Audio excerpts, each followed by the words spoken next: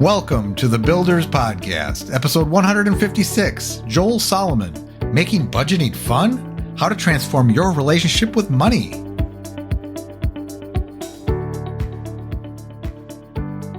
Before we jump into this episode, please subscribe to this podcast, hit that notification bell if you're on YouTube, and after a listen, please give us a thumbs up, like, and share, if we've earned it.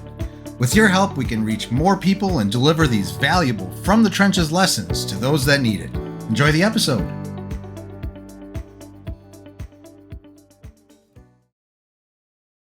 Hello, everybody. Welcome to another The Builders. Today, we have with us Joel Salomon. Welcome back to the show. Thank you, Matt. Thanks so much for having me on again. I really appreciate you. We always have so much fun. You have some great insights and a great story. If somebody wants to listen to your full story, they can go back to episode 138, the one called Unlocking Financial Freedom, the Power of Mindset, Process, and Belief. We've had another one. 144 is another one we had. We talked about mindset and acting as if. Just like I act as if I know what I'm doing here, every day. Today we have some idea of what we're going to be talking about. We're going to be digging into, first of all, talk a little bit about reading, because I think it's important. It's an important thing. But we're also, the most important thing, we're actually going to talk about some financial stuff, budgeting, but how we make that fun. Yes. Because that's important. Because all of us as business owners, entrepreneurs, have to worry about money, but it's not always fun. So we're going to find out Joel's secrets about how to make that fun. But before we go there, let's start. The reason I'm talking about books is because I was just having this conversation before we hit record, and he told me he reads a book a week. And I know that there's CEOs out there that do that. There's smart people that read a book a week. I try to read a book a month. That's my goal. But one of the other things he does is what Joel does, this guy over here, is he takes notes from all his books. And I thought that was an interesting thing because as I was telling him, I said, a lot of times I read books, I read a book and then, 3-4 months later, I think, what was in that book? What did I extract from that? It must be in here somewhere. So tell us your secrets. First of all, why do you read a book a week, Joel? Well, I'm all about learning and growing every day. That's part of my mission in this lifetime is to learn and grow every day. And so if I'm not learning and I'm not growing, I'm dying. And I challenge everyone. You're either growing or dying. And so how can you grow today? What can you do to improve yourself today? Ask yourself that question.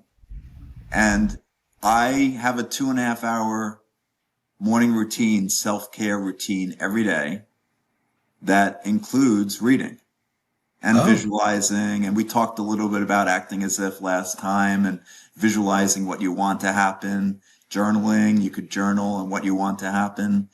But reading gets me to learn something new every day. And like you said, Matt, what I do to support the people who follow me is I take notes of the books I read and then I include it in my weekly video and email. Now, last week or a few weeks ago, I read a book called Reality Transurfing. That was a 540-page book that I took 21 pages of notes on. Now, I do a video, which is the same as the email. So people who don't want to read, they can just watch me. And that's also on my YouTube channel. But I didn't read or say 21 pages of notes on Reality Transurfing. I took 2 or 3 of the best of the best and then included that in the video. So if you're watching and you want to get Cliff Notes on a book a week and audio notes on those books as well, then you can subscribe to my email. Go to salamo.com, SALAURMO.com, or you can go to my YouTube channel and subscribe there, and you'll see every week There'll be a new now in that email, of course, is not just the book, but I highlight a member of my network. I give you a money tip as well. And I tell you what's going on, what the latest podcast I'm on. If I'm on the Builders podcast, I'll let you know when that comes out. So anyway, back to the book. I think I'm just sitting here trying to figure out why I'm not on this list. I need to, right after this recording, I need to figure out where that sign up is. it's right on my homepage. It's a pop-up. And Okay. and by the way, when you sign up, you'll get a free video called How to Ease Your Money Worries. You'll also get cliff notes from a book I read years ago that I read once a year called Ramtha. And I have both the Ramtha. audio notes and the written cliff notes when you sign up for my list. So there's a lot of free stuff there. So again, back to books, I think, for me, I only read nonfiction, and I love learning. And so every time I'm reading a book, I'm like, wow, I got to share that. And so a year ago, I said to my list, would you be interested in getting my cliff notes? I'm doing it for myself anyway. Would anybody like to see them as well? And so people said yes. And so I've been doing that for the last year. I think it's incredible. I think one of the things that, I'm thinking about from just your perspective, you're like blogging, for example, right? Blogging it adds value. Obviously, you build an audience, you build traffic, and people see your content and you share it, and and there's that element of it, obviously, and maybe you monetize it somehow, maybe whatever. But ultimately, the act of blogging and doing the research and thinking about a topic deeply and blogging about that, it helps you learn that topic and become better at that and apply that to yourself. It's the same with creating courses. If you've ever created courses, I used to years ago, especially around, when I was doing affiliate marketing, pay-per-click, I had courses. I had a whole popular book at that time that I sold and taught people my methods. But the act of me creating that was huge because I had to really think deeply about every aspect of it and name things, name techniques, and come up with wild stuff. Actually, the name of my marketing methods was called campaign blasting. It was a way to test markets using affiliate marketing. So, but my point is that the act of that, and then had a forum and membership and all this, really helped me learn that stuff deeply and research stuff and get better at stuff and test stuff. And I think the same way goes, like I read, like I think I mentioned already that I read books and I try to read, I probably only read 10 books this last year, but I'm trying one a month. This year it's going to happen. But even then I go back, I look at my long list of books I've read, and I'm like, I'll have to go to ChatGPT now and remind me what that book was about, which is a nice little tool these days. But what you're doing though, and you must do it right after you've read the book, it's fresh in your head, and you kind of write down those cliff notes. That's got to help you kind of absorb those lessons a little bit more and think about it. Absolutely. Yeah. I don't want to put this out there, but I will say my memory can get better and better every day. And so let's put it that way. And so when I do read something, it's good to have the cliff notes to then, that's right, that was a really important point. Let me go over that. And by the way, there's certain books, as I mentioned with Ramtha, I've read multiple times. But the book I've read more than any other book is what I will say is the best money book out there. It's called Think and Grow Rich by Napoleon Hill. And I've read it twice a year, almost twice a year. That's right. Every year for the last 16 years. You still do it. Do you have like a routine, a time of the year you do it? Yeah, I read it at the end of the year and I read it at the middle of the year. So I was thinking that. I'm like, I know you. You're an analytic kind of guy. You got everything's scheduled. It was going to be very specific every 6 months. Right, exactly. So I actually missed December, so I'm planning on reading it in January, February. Nice. But pretty much, and people say to me, why? And I say, because every time I read it, I get something new out of it. Yeah. It's not that the book has changed, it's that I have changed. And I Mm. remember just last year in 2023 reading it and saying, that sentence wasn't there the other 27 times. What? And I'm like, obviously the book hasn't changed, Yeah. but I've changed. And I realized that for me last year, that sentence was significant. And so I took that as an important part of the book last year. That's interesting because you're changing, but you're also absorbing. You're more you read, the more things you understand, and you're making all these connections in your brain. And maybe your brain at that moment made a connection that it hadn't made before to some other information you now have.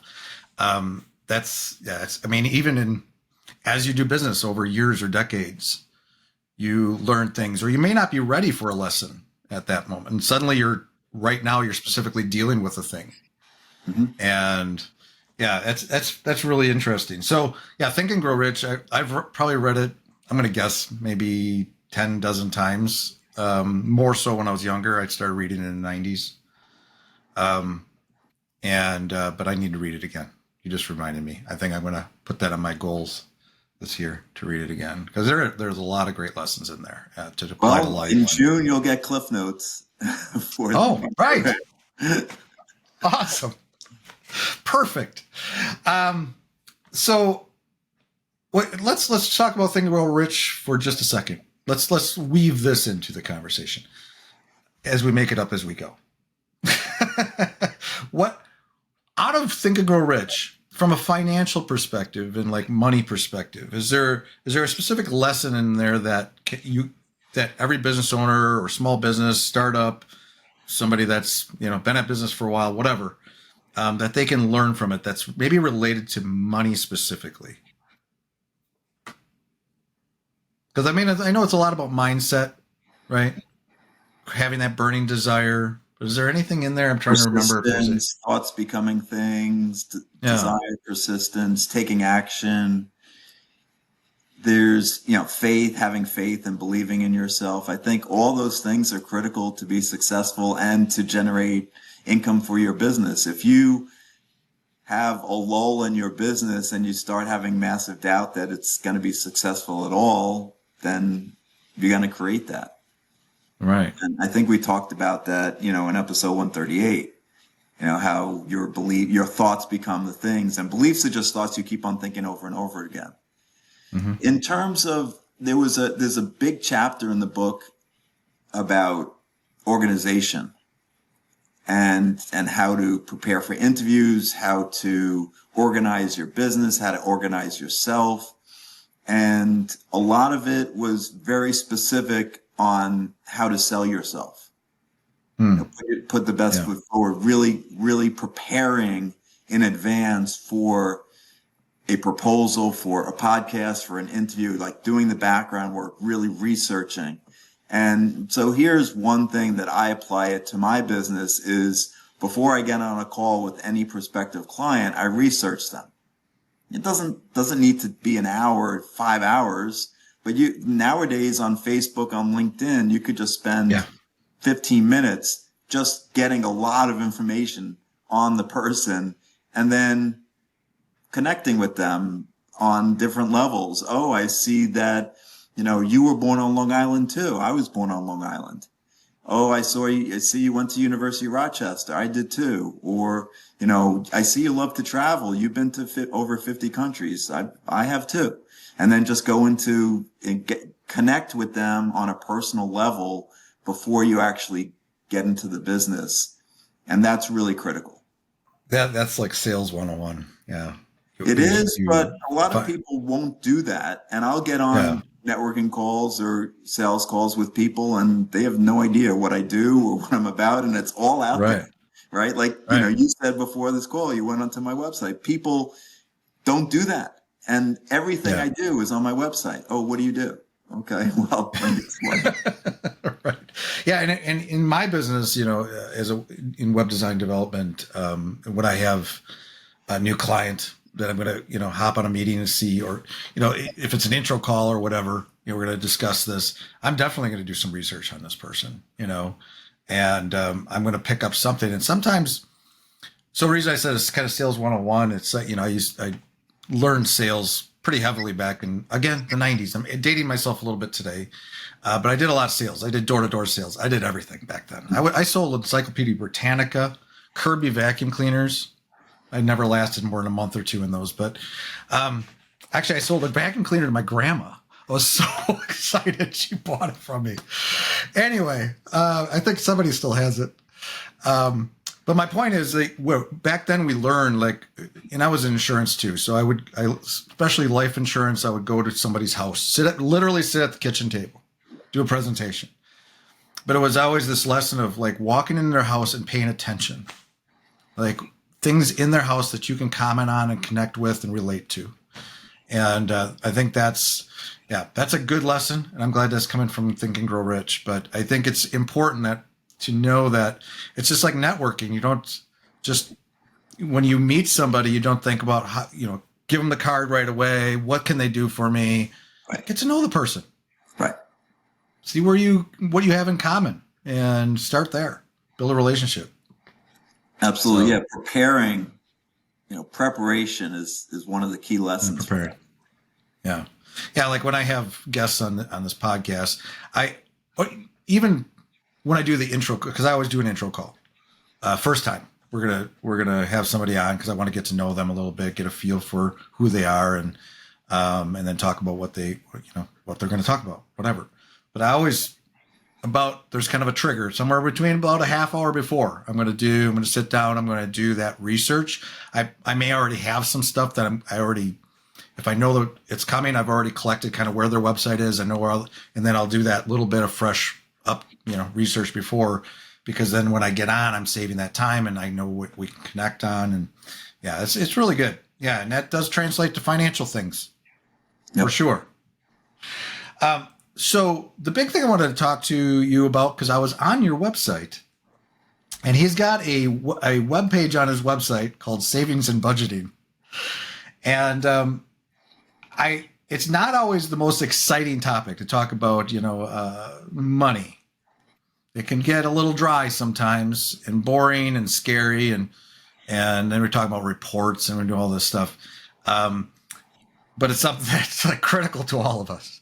I just had somebody on, we were talking about how, in fact, we just released a clip. Who is he? I don't know, I have to figure out. I'm bad with names. Bad with remembering names on the fly. I'll remember it like later. But he was talking about how he got into focusing on finance. And he had worked for a company where the founder of the company, was really good. He was a visionary. He was really good with ideas and building products and all that, he just, that stuff, like the vision part of things. But as soon as you started talking about numbers, he was like, glazed over, didn't want to talk about it at all. And he had come into this business to help. And what he ended up doing was, that was that moment where he realized that this was why this business was failing, is because they weren't focused on the numbers. And it became kind of his passion to help people with that. And it looks like you kind of have that passion too a little bit. You got a good financial background, numbers. I know you do. And but how can we make it fun? Let's talk about what's important in terms of a business, a small business. Like, what should we be focused on? Is it just cash flow? Is it all about cash flow? It's about what is budgeting? Where does that come in? And how do we approach that and make it interesting and fun? How can we motivate ourselves? What is the reason we do it? We don't want our business to burn down, obviously. We don't want to go out of business. That's a good starting point. So yes, I like to look at the positive as opposed to the negative. We want our business to flourish. You want to be making 7 figures plus in your business, right? So how do you get there? And one of the first things that I find with a lot of the business people, the spiritual entrepreneurs that I'm coaching, is that they're not paying themselves first, which is critical in both as an entrepreneur, and then also in life if you're working for a corporation as well. Pay yourself first. Take a certain amount out each month out of the business. Put it into a separate account. Pay yourself. The bills will be there, right? But you're the most important person. So having that mindset, I'm going to pay myself first in the business, is critical. Okay, so that's you have to number one. you have to take care of yourself before you can take care of others. That kind of thing. Absolutely. Yeah. Now, this will be unusual. Most people don't think about this. But in my last book that I co-authored with Molly Singh called Infinite Love and Money, we have a money personality type survey. And I think it's critical to know your own money personality type, and then also to know your colleagues. So like the example you were just saying, it would have been good for the guy who was on the show to have a survey to ask the CEO to fill out, because I'm pretty sure he was not. So the 7 different money personality types that we created in Infinite Love and Money were, the acronym is Sugar Pie. You can remember that, Sugar Pie. So Sugar pie. Sugar Pie. Yeah, you're not from the South, I guess. You've never had. No. Okay, so I'm not either, but I've seen them. So Okay. S stands for splurgers, U for the unconscious ones, G for the greedy ones, A for accumulators or savers, that's sugar, P for protectionists, I for investors, and E for egotists. And you can, if people want to figure out what they are, you can just email me. I'll respond with the survey, and you can fill it out, and then I'll explain what each one is in detail. But it's joel@salomor.com, SALEURMOR.com, and I'll send you the free survey. So knowing which one you are and then what your colleagues are, you'll be able to adjust and compromise with your colleagues so that you're not doing this. And now we wrote the book for relationships, but in business, you have a relationship with everyone you're working with. And, if you're doing a design for a company, it'd be good to see, hey, what's your money personality type? How are you acting? Are you unconscious? Do you never look at what's coming in, what's going out? There are people, I actually have a client just recently, the first one, her number one money personality type was unconscious. And so she doesn't look at accounts. She's just completely unaware. She doesn't want to know. And that type can be out there. And they just have a fat cushion of money, and they just work within there, and they're just like, they don't worry about. Or the opposite, they're really, really struggling, and it's so painful to look at the accounts that they don't want to see that there's a past due, so they get piled up on the kitchen table, past dues, which is really, I'm not, advising unconscious. And by the way, each of those types is provocative. It's named to be provocative, and we say in the book, you're not any one type 100% of the time. And your money personality type shifts over time, and it also shifts in different circumstances. Yeah, I was going to say, because I'm like, that's got to change over time. Because like my money type today, I'm probably one of those. You covered all the bases.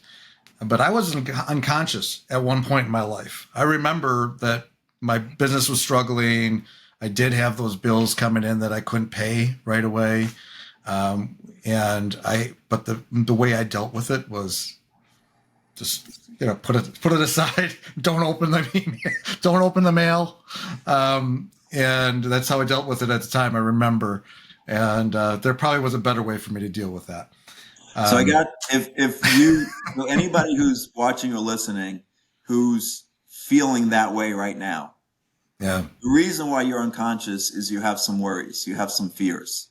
So I got a way to cure that. And if you text to the number 66866 prosperity, text to the number 66866 prosperity, you'll automatically be sent a video called How to Ease Your Money Worries. how to ease your money worries. So 66866 prosperity.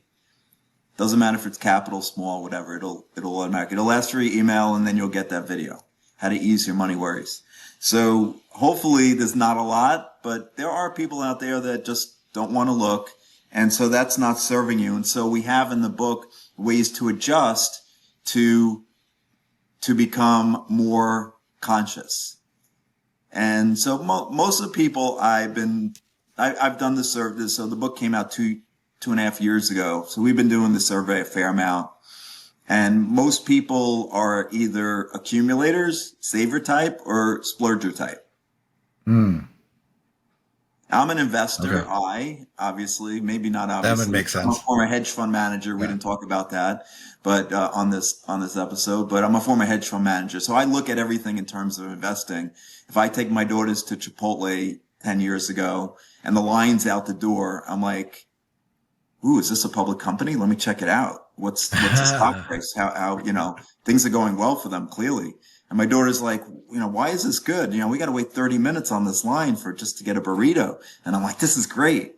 So we buy the stock. Can't wait to get home. And nowadays you can do it on your phone and buy the stock right there. So so I'm an investor. I'm always thinking about how can I get $1 for 80 cents? How can I get the deal?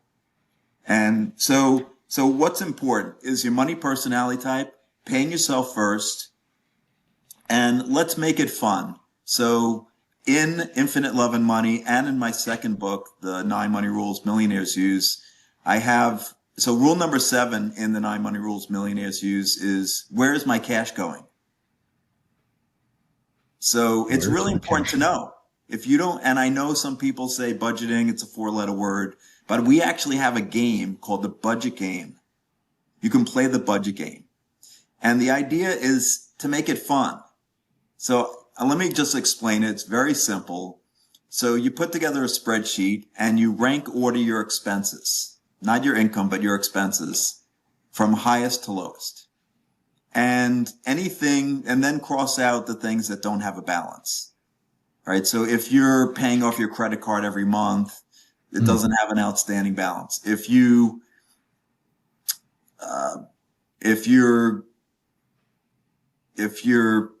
daughter has dance lessons and you're paying that every month, and you're paying that off, there's no outstanding balance. So just rank the ones that have an outstanding balance. So if it's a credit card, student loan, mortgage, so you put the amount that you're paying each month and then the total outstanding balance below it. And then you rank order the outstanding balance from highest to lowest. And then what you'll do is there's a quote we have in the book, and I'm not going to remember it exactly, but it's something to the effect of, I hereby promise to pay all my obligations, and in some cases I will do twice as much as required.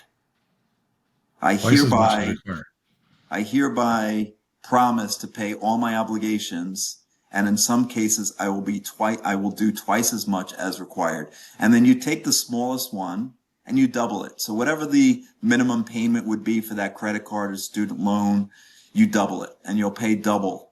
And some people say to me, Joel, I don't have enough to pay my expenses, all of them. So how can I possibly do this? And what's happening is you'll open up the spreadsheet, and every time you open up the spreadsheet, you say out loud that statement, and then it's a game. So what's going to happen is you want to go to the mailbox and get that bill and put it into the spreadsheet because you want to put it in and see the outstanding balance, the smallest one, get lower. And it's just do an experiment for a month. So just make it a game and say, let's just see what happens.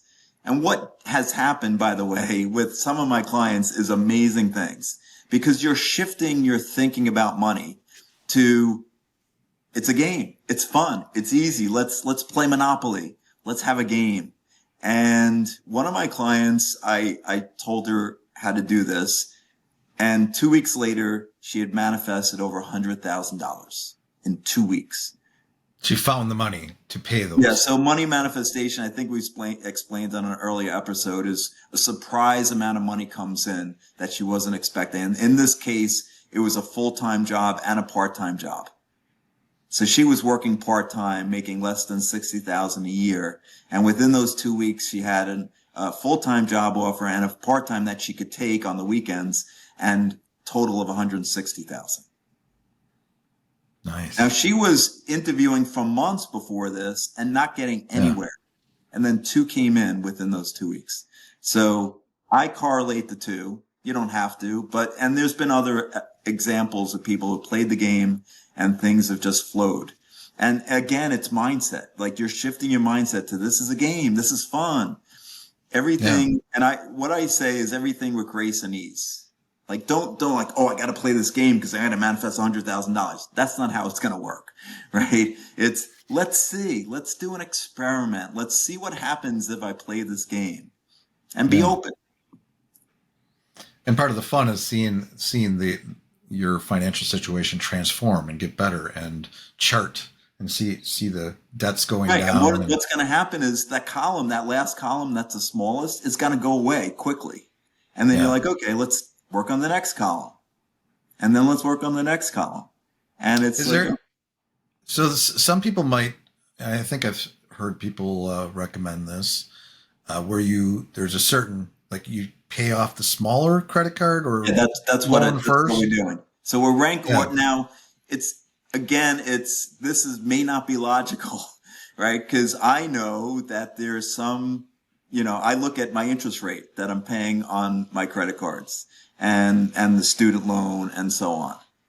And so if you have a personal loan that's the smallest amount with the smallest monthly payment that has a very low interest rate, logically you would say don't do that. But I'm saying do the opposite, because it's a mindset thing.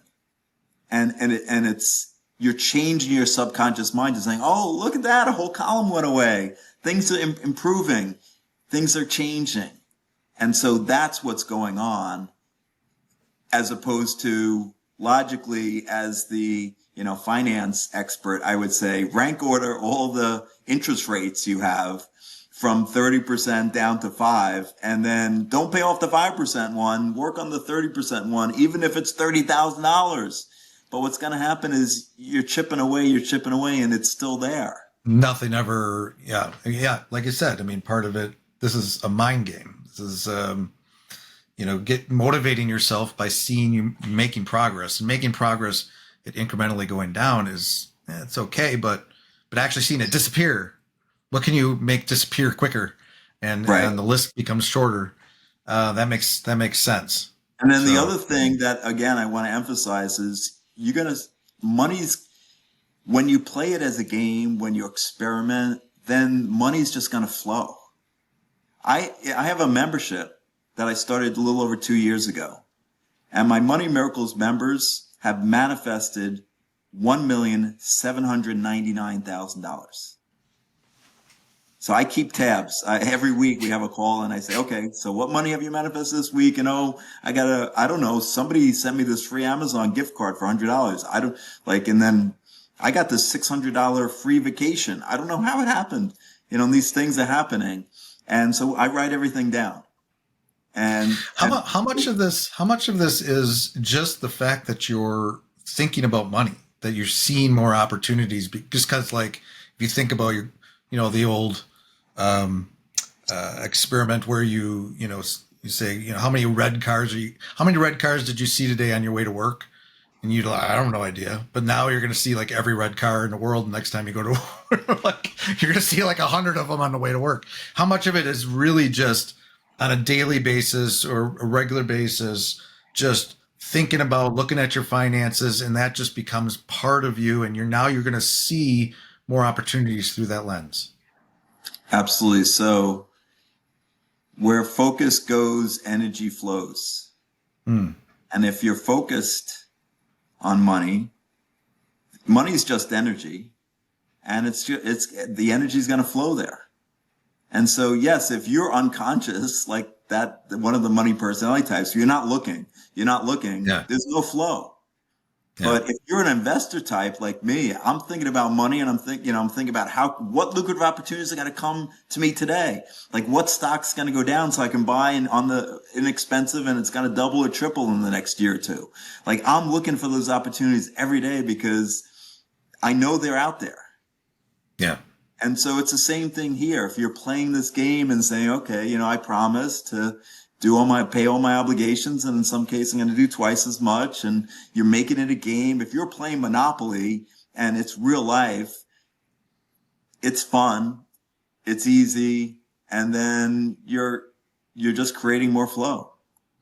It's interesting. I was thinking about, going into this year, I was thinking about, obviously you kind of analyze your own business, right? And you think about, what we're going to do in 2024 and what are we going to do different? How's our business doing? The full analysis. And, it's funny, it's really, so in my business, it's become really easy to become passive because we get business. Like we have partners, we have a continuous stream of projects coming in and new opportunities coming in. And that's great. But, and then I don't think about it. And then right. I just focused on the work, taking care of my team, how are we doing, communication and just talking about whatever. But I don't think about the financial as much as I could. And I don't get excited about going out and actually proactively going after new business, instead of just getting that real lazy and and just letting it come. And we're growing, we're doing great, but could we be doing better? And so I kind of have a new initiative where I'm thinking about that more. Like every day I want to show up. I'm actually going to get a little help with this. We're going to look for opportunities. We're going to be more proactive with that. And I think through that effort, will attract and see more opportunities. And I think Absolutely. that kind of ties into what you're saying there. Exactly. It's again where focus goes, energy flows. And I Yeah. had a client in 2023, and she actually has a mindset coaching business. So she came to me because her money mindset wasn't where she wanted it to be. And within the 3-month fast track prosperity coaching program, we were able to triple her revenues. So our monthly revenue run rate was tripled from the beginning of the year to when we ended working with her. And it was really a few things. One, it was she was mispricing her services. And two, she wasn't focused. So she had multiple programs, and scattered in all different directions. I was taught this actually when I first started in this coaching business 7 years ago. You have to have a value chain. So have something really low, a little bit higher, a little bit more expensive, a little bit more expensive, Right. and then the ultimate. And actually, that just confuses. When you're out, and generally what will happen is if you're out on a service call, a sales call, and somebody says no to the high-end product, you drop down to, the $200 or $500. And that's what she was doing. And I said, get rid of everything but your core coaching program. Love that. So again, focus. If you're not focused, your energy is scattered on 10 different products, on 10 different services. And so it's just increase, focus and getting her to focus and getting her to get paid for what she's worth. And I think it's probably true for you too. Like you're creating dreams, and dreams are priceless, right? If you're helping a coach to create a website that's going to draw traffic and they're then changing people's lives, like that's almost priceless, right? And you're not charging priceless. Yeah. And it's so easy to understand somebody like that. And I've fought this myself because it would be so easy to want to have more offerings so you can take care of everybody. And I've had people, really try to get me down in price on certain things, but I have my kind of, that's as low as I go, and this is our offerings, and which also makes it easier to target those people and find the actual people that, it kind of narrows the field, but at the same time, it helps you focus and tune a package just for those people. But yeah, that's interesting. So It's important. It's very important to focus and have the right price, and to know your worthiness is really important. Yeah. And Yeah. I was on a networking call a couple of weeks ago, and a woman said to me, Joel, so what do you do when somebody's really struggling? They can't pay you. There's no way they have any money anywhere to pay for 3 months of coaching. I said, I give everybody 30 minutes free, take me up on it, and then join my mailing list. You can binge on my YouTube videos. I have over 700 videos on my YouTube channel, literally over 700. So you You can keep just busy. binge, and it's all free. We need to have an episode of just how you could be more productive, and how you can be as productive as Joel. People ask me that all the time. They're like, so you're doing one-on-one coaching, you have a membership, you have an online course, you created a new online course, you have a live coaching 9-week thing you're doing, and you have a weekly email, and then you read a book a week. How is that even possible? And I'm like, I just get in flow. And this is your when you're thing. in flow thing, it's just you're taking inspired action. Love it. And that doesn't even include the clients I have that I'm coaching. Right. No, that's amazing. Hey, so we'll start wrapping things up here, but I thought let's end here. Do you have like a recent, like related to this conversation? Do you have a recent maybe case study or a success story that you can share, like somebody you've helped recently that really highlights some of the things we've discussed? So yes, I mean, well, we talked about that woman who I was able to triple her revenues. A Right. lot of the entrepreneurs I help really are not, how do I put it, business savvy. They have the dream, like the guy you were talking about, the financial literacy guy who had this guy who was a visionary. So one client I have right now, continued into this year, she is a yoga and meditation teacher. And she had a lot of products. She wasn't focused, and her prices were way, way too low. And some people think of yoga as just exercise, but she's also, while she's doing this yoga, she's speaking to the people and getting them into a higher state of vibration, of energy, of frequency. And so she's changing their energy flow while they're doing these exercises. I told her the same thing, you're changing people's lives, you're creating dreams, and that's priceless. So we increased her prices. We got her focused. So she had like 12 different offerings, online, offline, all these things that she's doing. And I said, okay, we're going to focus on just 1 or 2 services that you're doing. And then she was able to increase her earnings last year. She started paying herself first. She set up a financial freedom account. So she's going to start investing this year, which she had never been doing. So all these changes, just when you focus, when you figure out what your service or product is really worth, almost everyone I talk to, they're mispricing their product. Yeah, pricing is huge. It's also it's interesting. I do have higher pricing. I've increased it over time. In my 6th year as an agency, and I kind of always charge higher, but I've gotten higher and higher as time goes on. But once in a while, you lose one, or periodically you're like, if I went to bid so high on that, maybe I would have got it. Did I really need to? You question it a lot. Yeah, and I hear that. So here's my answer to that is there's 8 billion people on the planet. You can't service 8 billion, but if you service 8 million or 800,000, your business would be flourishing. So don't attach to any one person or one client or one company. There's almost an infinite number of people who need your services. And once you get into that mindset, it won't matter. I don't know if I mentioned this on prior episodes, but I reach out to 60 people a week. I get on and about 15 people sign up for calls. And so maybe 10 to 12 actually show up. So I'm on 10 to 12 calls a week.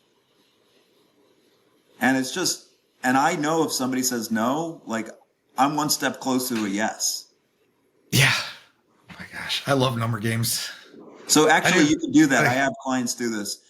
put together a spreadsheet with numbers 1 to 100. Next to 1 to 99, write no.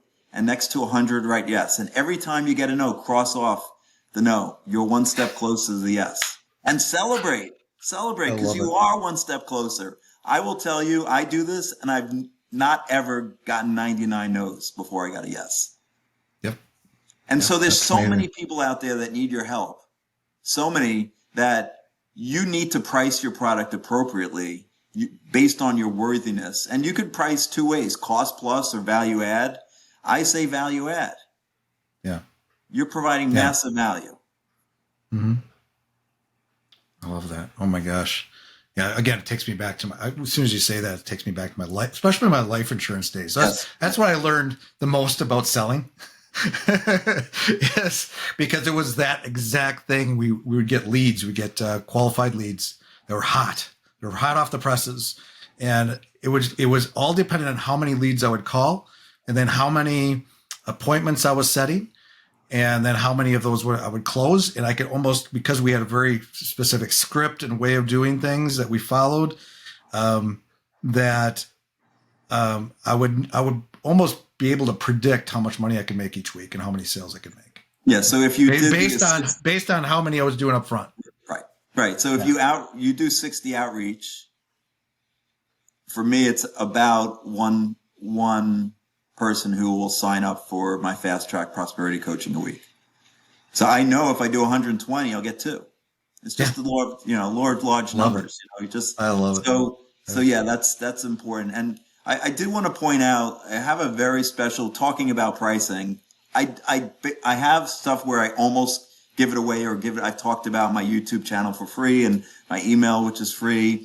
But I also do a 9-week program, which is almost free. It's based on the 9 money rules millionaires use.